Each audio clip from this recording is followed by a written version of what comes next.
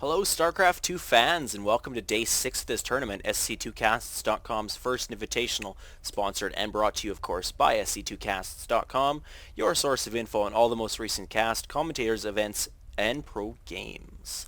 I'm your host once again, your commentator Shiki SC. Please check out my YouTube channel at youtube.com/ShikiSC. And big thanks to starcraftworld.it for designing the banner, the custom logo you see here in front of you, and for organizing the tournament. So great job by them, and thank you. starcraftworld.it. Check them out, guys. And yeah, let's go on to the games here. In day 6, this is going to be Group B, and we've got Game 1 here on Scrap Station with ClouD. Doing very well in this tournament so far, I'd have to say. Yellow Terran spawning at the 12 o'clock position, and his opponent today is going to be BratOK. So yeah, another very great Terran player here. So some really interesting TvT matchups are going to be ahead of us, I do believe. And once again, he's the red Terran spawning in the 3 or 2 o'clock position. So day 6 coming to an end here. We've got this few matchups, and then we do have one more matchup from Group A, I believe. Yes. And then we will have the semifinals and the finals for you.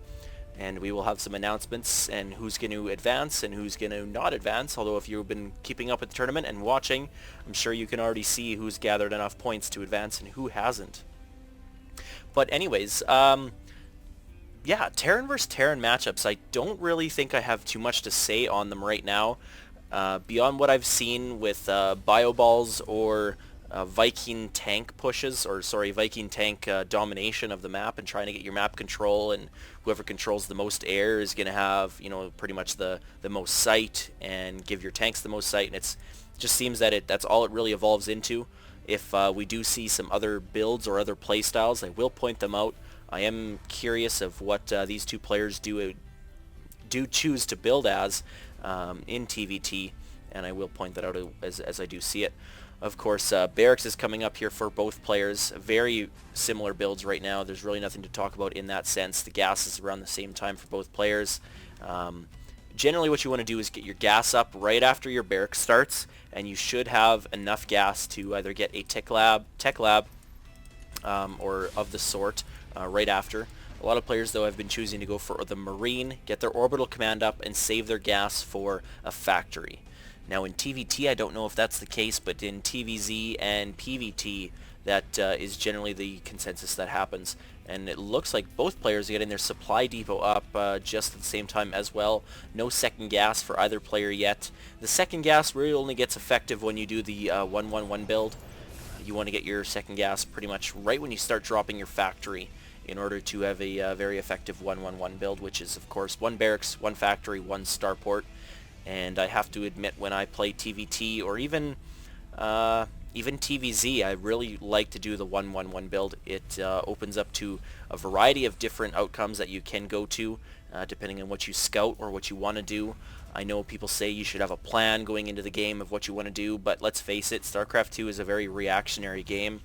I don't know if that's a word, but I'm hoping it is. You really need to react to what your opponents are doing and make sure that you're optimizing your units and your tech structures and the units that you have available to you, not just what you can build right now. But the 1-1 build just gives you a vast majority of units and build types you can go to, of course. Players are diversifying a little bit, of course. Looks like BratOK's going to be getting up some Marauders, whereas ClouD's just going to be going for the Marines. It looks like he may be doing a Marine Hellion push, but I could be wrong. He is putting a tech lab here on the barracks, and wow, ClouD getting a scan done on him now. Not a lot of players, I guess maybe in TvT that is the norm, but not a lot of players will use their energy for the scans. I don't think ClouD's done the same, has he? No, he has not scanned BratOK's base quite yet, but BratOK does have his starport coming up here in the corner of his base, and once again with scans, they're just so inefficient in these type of bases, unless it's Zerg. But even then, I guess you can hide tech with your overlords. But anyways, Protoss players can proxy Stargates up here. Terran players can proxy Starports down here. You know, you can pretty much do whatever you want. And scans just give you an area about that big. So it's not really the greatest way to scout, but both players are choosing to go the factory scout, and this is a very, very good choice. You can either do a barracks or a factory.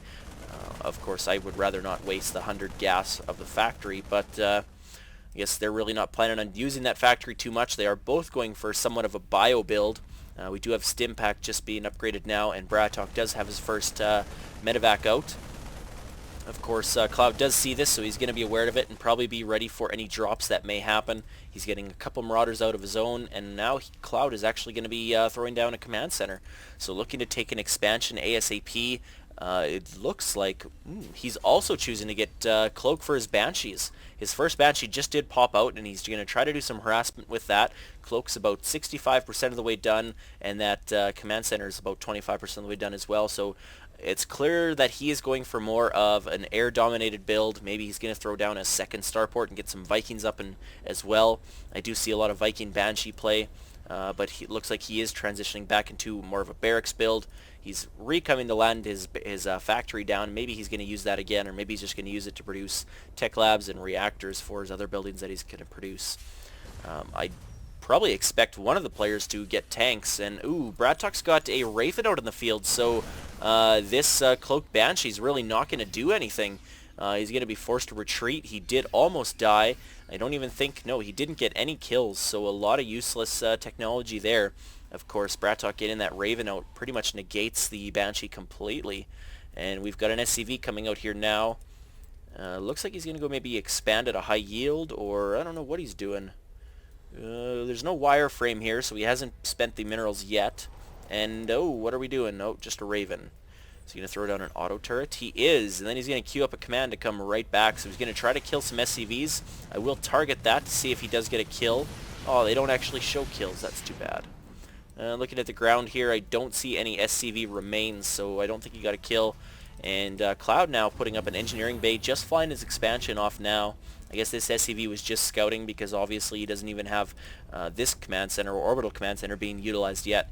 So it's not really worth it to put down another one down here at the high yield. But he is just scanning. Probably should just, or not scanning, scouting. Should probably just grab the Selnaga watchtower and gain some sight a little bit, or a little bit more. And it looks like ClouD's scanning just to make sure there is no turrets or army here with that Raven, but there is, so he's going to be forced to come around to the other side. And it looks like this Raven's in a great position with these Marines. He may be able to take this out, but no, the Banshee does back away just in time. And now at the same time, BratOK is converting his command center into an orbital, and these players are going to be roughly similar on income. Yeah, we're only 2 harvesters behind for BratOK. That's not going to be really much of a difference. ClouD has had this orbital command up and running a little bit longer. He's going to have almost enough energy for 2 mules. And yeah, once again, it looks like he's going for something very gas intensive, although with all these barracks, I don't really feel that there's much gas needed to produce a bio ball. But I guess with throwing in all the Ravens and the medevacs, it does get pretty expensive, and he is training siege tanks and researching siege tech. So he is transitioning up the tech field, or the tech tree, a little bit more. And at the same time, it looks like BratOK's just pushing out. He's killed the first set of rocks with his bio ball, and he's going to be throwing down a couple more barracks. Not producing anything else. He is researching ground level 1 upgrade for his infantry, and continually to produce supply depots 2 at a time. That's a very good strategy for a lot of pro players, and doing it once again. A lot of players, they spend so much micromanagement on producing one supply depot and then putting that worker back to work, and then producing another supply depot and then another one. If you do it this way and you're pumping out of 4 to 5 structures, unit producing structures, this is a very good tactic to use, and that's the double supply depot at a time. So yeah, technology here, concussive shells is being researched, siege tech is finished, so we may see more of a Marauder siege tank build, or maybe he's just going to use those siege tanks just to support the army. That's a very good plan. If the opponent does choose to get some Vikings and take out your medevacs, that can be a little bit troublesome. But as long as you don't go too siege tech heavy, you should be okay. And loading up a medevac with 2 Marauders and 4 Marines, he's going to try to fly around here. But throwing this scan down here it is going to reveal a bunch of turrets. But what it also reveals to ClouD is that there is an impending drop or situation coming down here, and he is doing somewhat of a pincer attack. So he's taking this medevac up here, and no, he stops his units. So he only gets 2 Marines and a Marauder down on here, and he's going to kill 1 SCV. Is he going to kill the supply depot? It does die. It didn't get canceled. But these 3 units are going to be taken out before too many SCVs can get slaughtered. He does get 2 SCV kills, 3 SCV kills, and a supply depot. So really not too bad. He lost 200 minerals and a little bit of gas, and ClouD lost a little bit more. Once again, ClouD as well doing the double supply and putting up 2 supply depots at once. Of course, that could maybe be because he did lose 1 that was in production. So either way, we've got a Raven here with full energy. Needs to use some energy when it's full. He can come here and throw 4 auto turrets down. I'm not sure how ClouD may have saw this, but there are a ton of Marines here now coming up to kill this Raven. But 1 turret does get down, 2 turrets down. Does he get a 3rd one? No, he doesn't. So these auto turrets are going to die before a Marine even gets slaughtered. So kind of a loss there for him, although all he lost was some HP and some energy, and the energy does regenerate fairly quickly. Of course, this isn't the campaign, so flying buildings and vehicles do not regenerate health with an upgrade, although that would be pretty cool, but probably overpowered. And wow, ClouD here just scanning ahead, actually going through the destructible rocks that BratOK had already killed. BratOK getting the siege advantage, although he doesn't have quite as many tanks as ClouD does. But it looks like ClouD's going to be on the losing end here as, oh no, ClouD put up a couple point defense drones, which will actually negate all of the Marauders' attacks. Great job by him there, actually putting up 2 of the point defense drones, which allow his units to stay alive a lot longer. And these siege tanks are just continually pushing in, trying to take out this destructible debris, and BratOK just does not have enough units left. If we look at the units tab, yeah, he's got virtually nothing. 14 Marauders to 4, 5 siege tanks to 1, 7 Marines to 3, and his units and SCVs are all going down right now. The army tab shows that ClouD is clearly going to be the victor of this game. I don't see there being anything that BratOK can do to come back, and ClouD now hitting at 2 directions, so he's putting a couple siege tanks here to stop any and reinforcing units, and BratOK does GG, so ClouD takes game 1.